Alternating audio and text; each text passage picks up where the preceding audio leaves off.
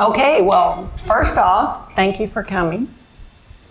I hope I will address many of your questions that you've been wondering about going to see the site of the monarch butterfly overwintering places in Mexico. So the talk was entitled Experiencing the Monarch Migration, so we'll get started right away. This is actually a tale of two journeys. One is of the monarch as it has traveled from upper Canada, lower Canada and upper Midwest to Mexico. And the second tale is the journey of us four travelers as we made our way to Mexico. But really the story starts when I was a child. My mother made me a butterfly net and my dad made me a bug cage. And I was always out in the backyard looking for critters, catching them, examining how they behaved and trying to feed them and raise them into young adults. I even had the ant farm in the kitchen window. So how many of you all had ant farms when you were growing up? Quite a few. Anyway, this began my curiosity with nature and proceeded into adulthood. So fast forward to being an adult, and then there were movies on the monarch life cycle. There was an involvement with my joining the garden club and involvement with Butterfly Flutterby. One year I helped tag the butterflies. And then there was the IMAX movie, Flight of the Butterflies. And it's a wonderful movie. If you haven't seen it, I've got a reference where you can watch the movie. It's the story of Dr. Fred Urquhart, who in 1975, so just 44 years ago, finally discovered where the monarchs went to spend the winter. So that tale, and he searched for 40 years to find this site. So it's quite amazing, and it's a lovely film if you haven't seen it. And of course, we have a desire to go and explore. So we're going to do a quick review of the monarch butterfly. The individual butterfly, the female will lay an egg. That takes about 4 days to hatch, and then that will turn into a caterpillar and then a pupa stage. And each of these other two stages are 9 to 14 days. So over a month's time, the butterfly has laid an egg and another generation has begun. In the spring, the migration starts from Mexico, moves north, and these butterflies who, at that time that they're leaving Mexico, become sexually active, and they land in South Texas, and the first generation then, that first new generation has started. And then the subsequent generations as they fly north and finally end up in the upper Midwest in Canada. Then in the fall, these fourth generation butterflies start heading south. And they have a flyway that goes through the middle of the country. And if we're lucky, some of them pass through Grapevine, just in time for the butterfly flutterby. So they've traveled over 3,000 miles, some of them, to get to Mexico wintering sites. There's also a small population that goes up and down Florida on the East Coast, and there is a population in California. That is Western Rockies. That fourth generation flies to 11 sites, 11 known sites at this point, that are in the Sierra Madres of Mexico. And there they spend late October until early March, which time they leave and come north again. They spend their time in the Oyamel forest. There are fir trees, and they're at about 10,000 feet. These locations are grouped in the mountains, and it's a very unique microclimate, which is specific situation that the butterflies need, and it's cool. This is a cool, tropical, humid location, and it's been when it was first measured, it was 45 acres, and these sites have now been reduced to 6 acres. So you can see why conservation is important. And we flew into Mexico City there, in our eventual location, target location. We went to 2 of the 11 sites. So back to our human travelers. So in April of 2017, I decided better find a tour to take, wanted to get there before they disappeared. So in April of 2017, I booked a trip, asked Pam and Greg if they wanted to go. The answer is sure, let's do it. And the trip was to be a 5-day trip. It was planned through Holbrook Travel. It was to be the first day we would fly in, and we would meet our fellow tour members. We would have some time to tour Mexico City. We would get on a bus and we would go out to the mountains. We would spend 2 days in the butterfly reserves, seeing the sights. We would have evening lectures, and then on our last day, we would bus over to a site of pyramids near Mexico City and then leave the next day. So day 1, we took a flight to Mexico City. We walked around the Central Hotel district to see cathedrals, architecture. You can see Greg there. This is a palace that was converted to the Palacio de Correos, which is the main post office. We saw some beautiful sights, lots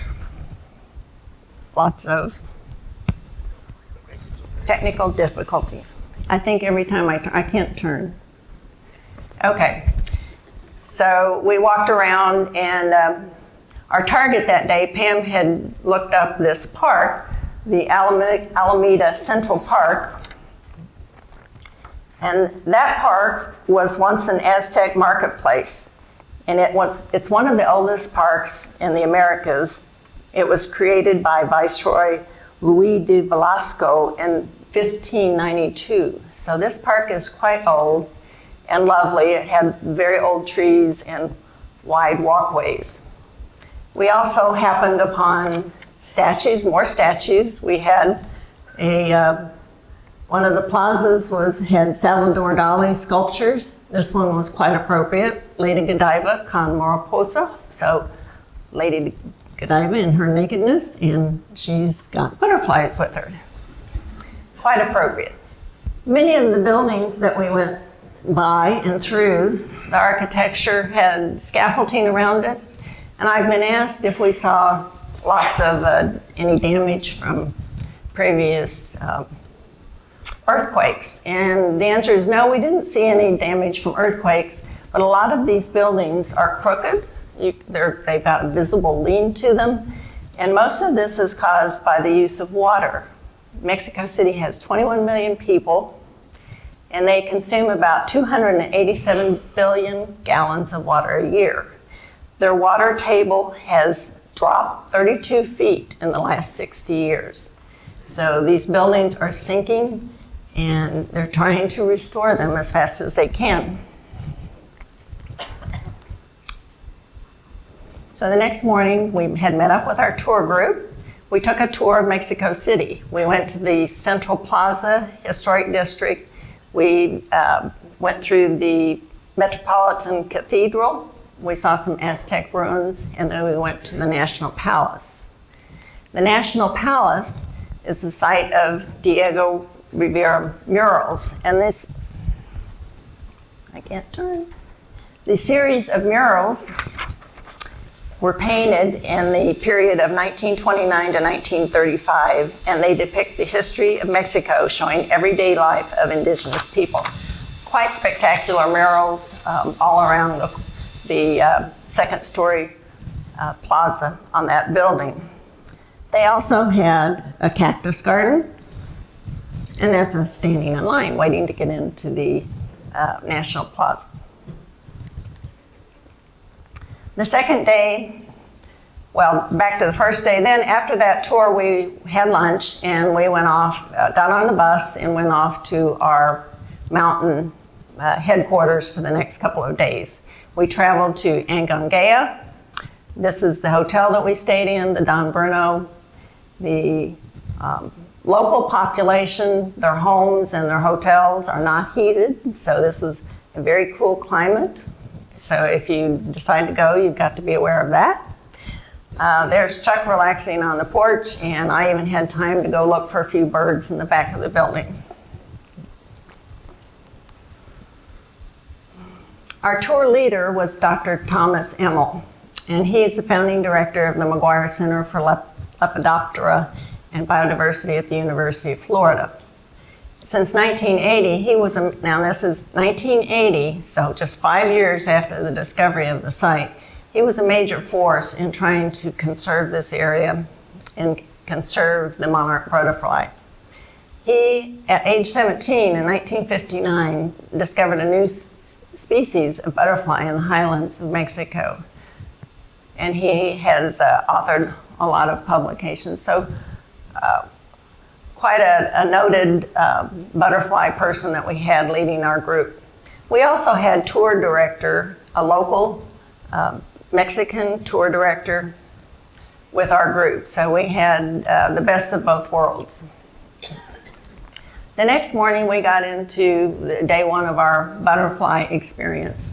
So we were going to go to El Rosario. We had loaded up on the bus, ate breakfast, loaded up on the bus, and off we went to the base of the El Rosario Preserve. When we got off the bus, we were given a little sack lunch. Our aim that day was to be there early enough to get to the top of the mountain and be there around lunchtime, a little bit later, as the temperature warmed up.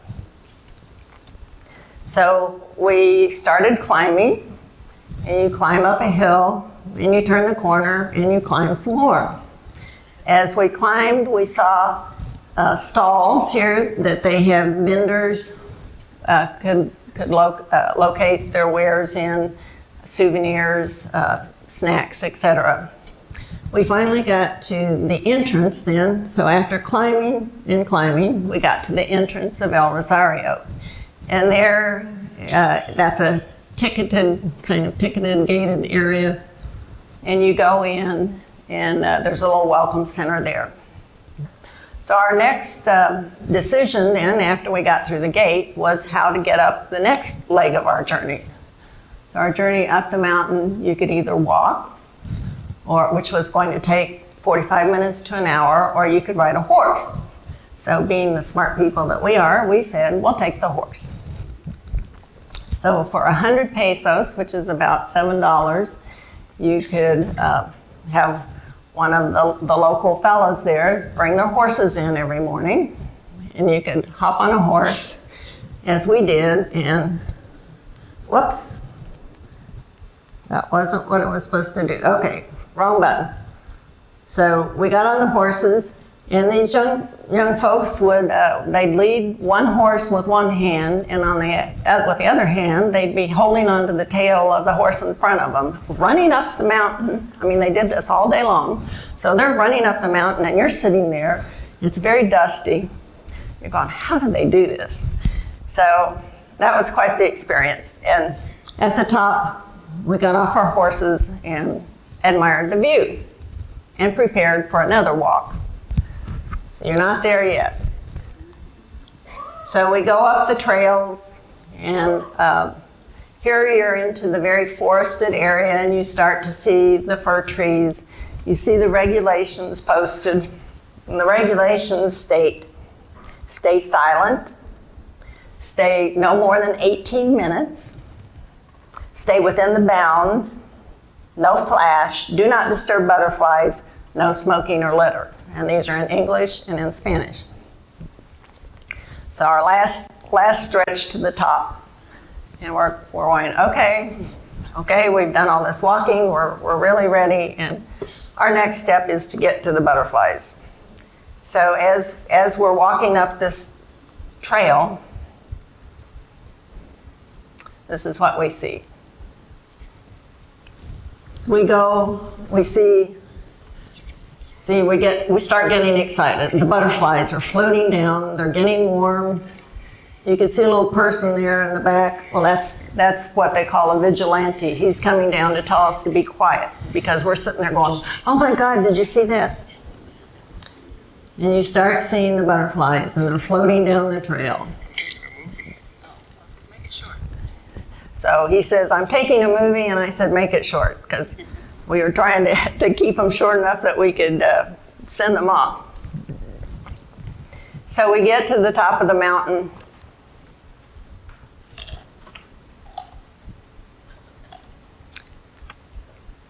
We got stuck. There we go.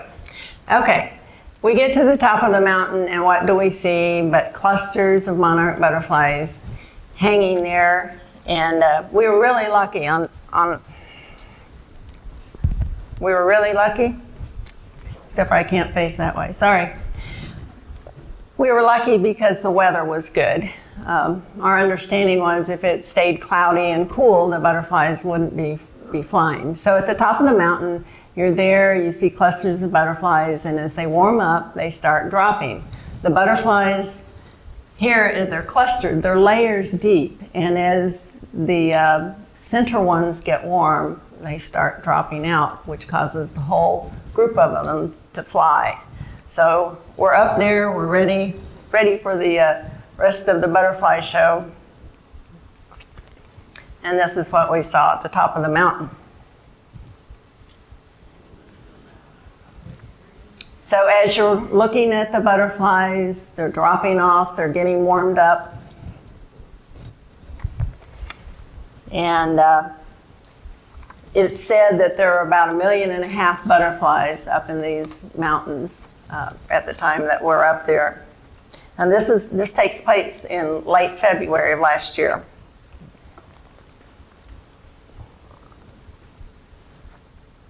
At the end. So the winter environment, the oyamel fir needles are the right size for the monarchs to cling to. So their little feet can clasp right around that fir needle. So that's one reason they're important. Also, the monarch's body temperature is about 100 degrees. And in these forests, the nighttime temperatures get close to freezing. And during the day, it gets to 50 to 60s. So during the day, they warm up and it allows them to fly a little bit. The cool mountain climate is important. It slows their metabolism and saves energy. So these monarchs have flown south for the winter, and they live there for 4.5 months with virtually no food. So they're living on 4.5 months on their stored fat. Now, counting monarchs, to say how in the world do they count monarchs?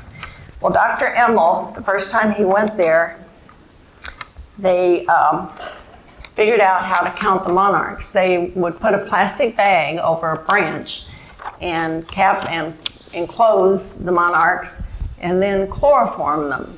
And the chloroform would keep them passed out for about two or 3 minutes. So 2 or 3 minutes, the butterflies would drop to the bottom of the plastic bag. They would count them very quickly, as fast as they could, and then they would recover and fly off. So that's how they started estimating how many monarch butterflies there are at these sites.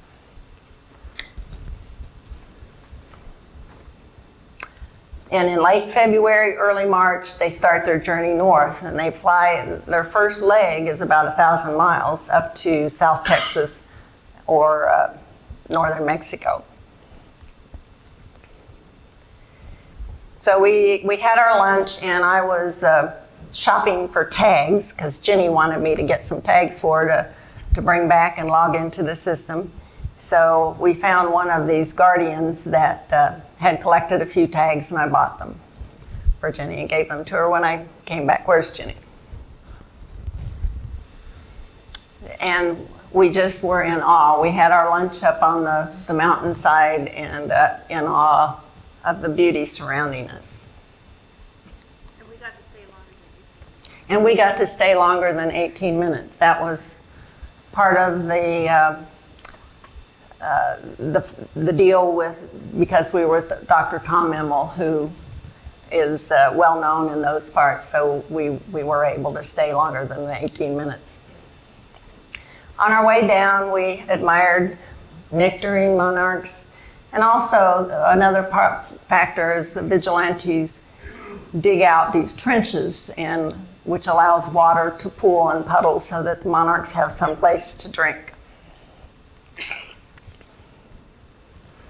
We came down the mountain, and I don't know if you can see little red dots here, but Pam and I were astounded with all the wildflowers that were in the mountains on the forest floors. So all of this area, salvias, penstemons, a lot of flowers that we did recognize, and no one had ever talked to us about that. You're always looking up at the beauty of the monarchs, but we noticed the flowers too. When we got back to the vendor stalls, we stopped and had a snack. Just a little family-run business. It's a young woman and her mother and her kids, and the kids were just cute as a button.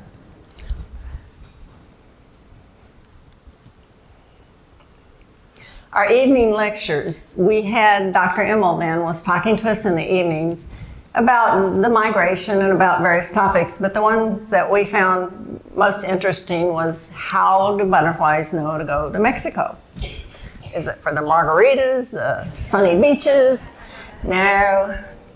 They have environmental cues. So this is what they've figured out so far. They don't know everything, but the monarch gets environmental cues based on the sun position. When the sun starts dropping to 55 degrees in the azimuth angle, that's when it's time to migrate. They also have, monarchs have magnetic, kind of a magnetic compass in their system. They've got in their antennas, in their wings and their thorax, they have magnetic particles. And their eyes are constantly registering where they are in relation to the sun and the horizon and using that as a compass. There's various hypotheses that they think that actually the monarchs go, now this is a 4th generation monarch who's never been there, that they actually go to the same mountain range and the same area, forest area, that their grandparent went. So they're suggesting these mountains are part of the Trans-Mexican volcano belt. So the suggestion is that there's some magnetic pull that matches up with these elements in the butterflies' bodies. So the next day we got to go to another refuge, the Sierra Chinqua Mountains.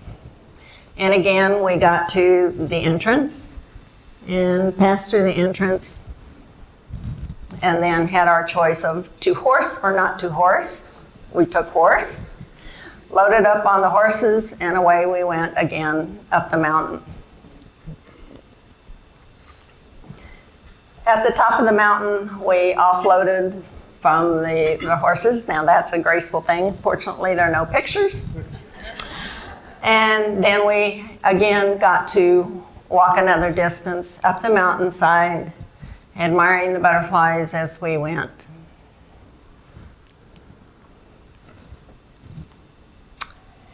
And here we are, we got to the top and we're sitting on the hillside watching the monarchs, waiting for them to warm up enough to do a little bit of flying, and this is what we saw.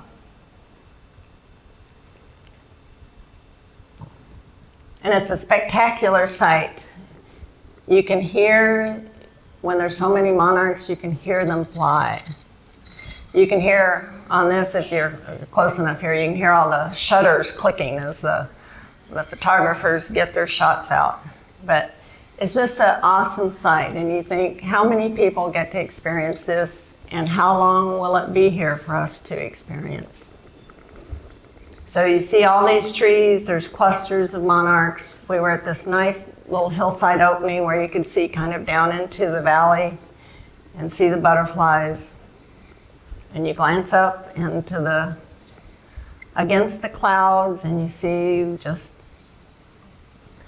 a wonderful, wondrous sight.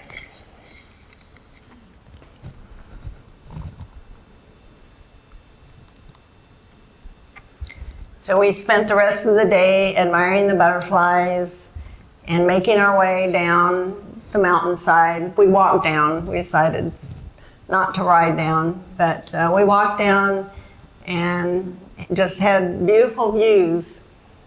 Awesome experience.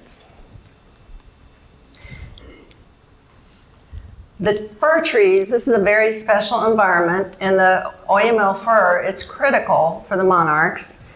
Now, I've said before that there's no heating in the residences and businesses, so they use wood for that. The deforestation has mainly been stopped. There's been a lot of conservation efforts in the area, and it has reached a critical level, but the monarch reserves now have been taken over by cooperative groups that are formed in the local communities, and they call themselves vigilantes or guardians. And during the season when the tourists come, they're there to guide you and keep you quiet and keep you moving along.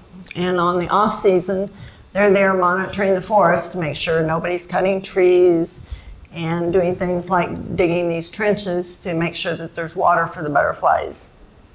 There's a number of conservation groups now that have been raising seedlings, and they provide them to the local community so that the farmers and local folks can start reforestation. And the honorarium that we got for this program is going to one of those groups.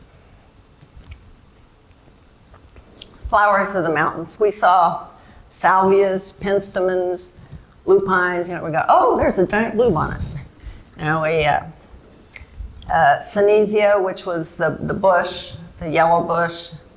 Also, fantastic little critter called a wasp moth. Had this bright neon striped body. Really terrific. As we came down off the mountain, we went back to our home base town, Angongeo, and toured around there. We went into the church. We saw the murals painted on their town walls, and it was a very important mining town. And so it's this town is at 8,400 feet, so you're in the mountains in a small canyon. And it is close to the butterfly preserves, so it's a great place to stay. On our fifth day, we left Angongeo and we headed towards Mexico City. Our tour group was going to explore the historic pyramids of San Juan Teotihuacan. So we loaded in the buses. We went to a place near Mexico City to have lunch, had a little local entertainment, and then went off to the pyramid. On the way to the pyramid, we stopped at a little souvenir shop and had a demonstration by this young lady about agave, Cisalana, the fibers. So she had a leaf that she took and it had been cut, and she started peeling it back and demonstrated to us how those fibers had been used in the past and even to this day as sheets of paper, clothing. As you tore them finer and finer, you would end up with fibers for weaving, and then down even to a little thread level. And then we made our way over to the pyramid complex. In the pyramid complex, they figure it was built between the 1st and 7th centuries, and it encompasses about 8 square miles, so it's huge. And you walk around there, they've estimated there were to be about 100,000 people that lived there at the time, and it's a UNESCO World Heritage Site. We went to an emperor's palace. About 400 AD, they figured these paintings were done, and right there is a little butterfly. So they know that the butterflies have been there, part of history. On the last day of our journey, Chuck and I got up early and we decided we would take a walk before getting on the airplane. So we went out and we found that the Reforma Avenue had been transformed into a huge street circuit. So we walked along there and we ended up in part of a 5K run or something. We said, well, that wasn't for us, but we walked along anyway, and we ended up On the way back, we even almost ended up in a Zumba class. But we were in a part of town, modern architecture, streets closed. We're out having a morning walk. I don't know what it is, but we had a great time and got on the airplane and came back. So about travel, we recommend it to anybody. It's an awesome experience. We found that the group travel worked well. So our group consisted of, I forget how many, 38 people or something. So the 4 of us joined up with others of like minds. So we met some really nice people. We were in comfortable environments. The bus travel was fine. The food was good, basic local cuisine. You do need to be able to walk a lot if you're going to do this Monarch butterfly experience, and walking uphill and at high altitudes. You can also plan a trip to Southern California. That Barb Adkins, our member, has done that the last couple of years, where you'll see maybe 3,000 butterflies, but still quite a sight to see. And about monarchs. Monarchs are an indicator of the health of our North American ecosystem.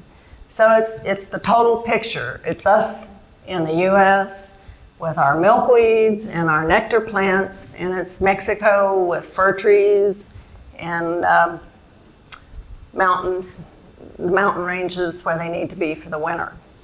So Pam and I talked about it a bit, and we think that the best thing you can do is plant nectar plants. For the butterflies, both going north in the springtime and coming south in the fall.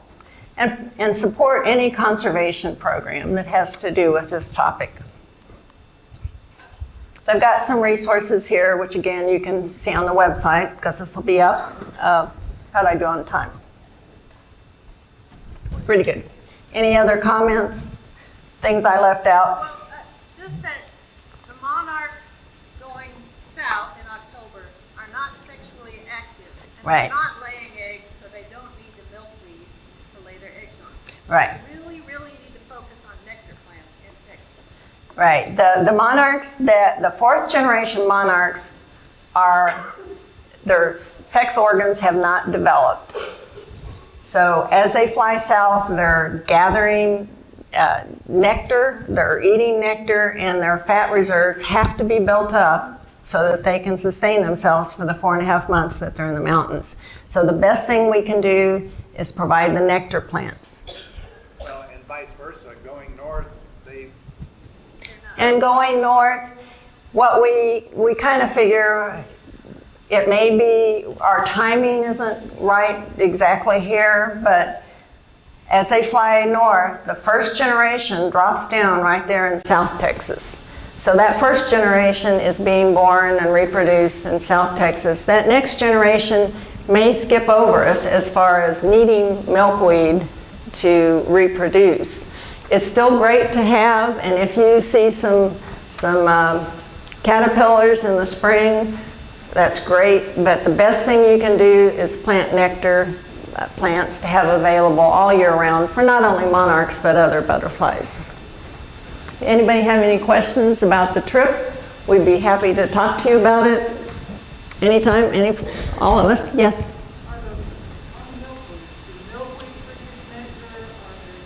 Yes. Actually, the milkweed that seems to grow around here, that there's been the debate about whether we need to cut it down in the fall, is the tropical milkweed. And the tropical milkweed in my yard is the first place they go for nectar, too. The nectar on that is a big attractant any time of the year. So it's a great nectar plant, but it is not necessary for reproduction in the fall because they're not supposed to be doing that. We saw evidences of them becoming sexually active as they were, because we were there in late February, which is the time when they do start traveling north. Yeah, we had photos. I didn't put it in. I said, yes.